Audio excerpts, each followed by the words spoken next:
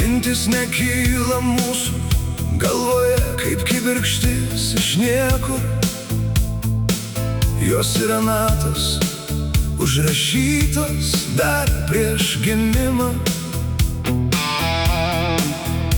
įrašytos į sielos MIDI failą kontraktą, kuris sielą pasėmė į žemę kaip partitūrą. Kiekviena nata turi savo laiką. Vieną dieną paleidžiama baimės nata, kad patikrintų tavo ryžtą ir tikėjimą. Kitą dieną paleidžiama įkvėpimo nata, kad atvertų kūrybą ir pasidalytum ją su kitais. Dar kitą dieną paleidžiama santykių nata, kad sutiktum žmogų, kuris taps tavo veidrodžiu ir mokytoju. Visata yra sekvenceris, kuris paleidžia tas natas tinkamų momentų.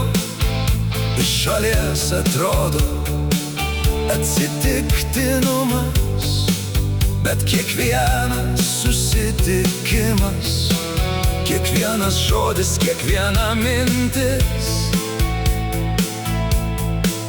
yra laiku paleista komanda iš kontrakto. Pirmoji jas išgirsta pasąmonė, ji virpa kaip stygos dar prieš sąmonės ausį. Štai kodėl kartais jaučiame nuojautą, sapną, trauką. Tai nata jau skamba viduje, nors protas dar tyli.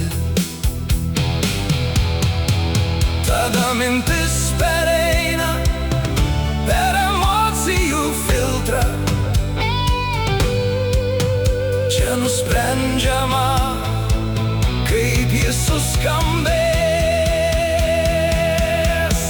Jei esi meilėje, nata švari, aiški, harmoninga. Jei esi baimėje, nata iškraipyta, triukšminga, žeidžianti. Ir tik tada pasirodo sąmonė, išgirsta mintį paskutinę. Protas sako, čia mano mintis, bet jis tik garsia kalbis, paleidžiantis garsą, kuris jau seniai buvo užrašytas. Todėl tiesa yra tokia, mes nesame minčių autoriai. Mes esame instrumentai, per kuriuos sielos natos suskamba šiame pasaulyje. Tikroji laisvė yra nepasirinkti natą, o nuspręsti, kaip ją sugrosime, kaip meilę ar kaip kančią, kaip harmoniją ar kaip triukšmą. Gyvenimo orkestro taisyklė, mintis yra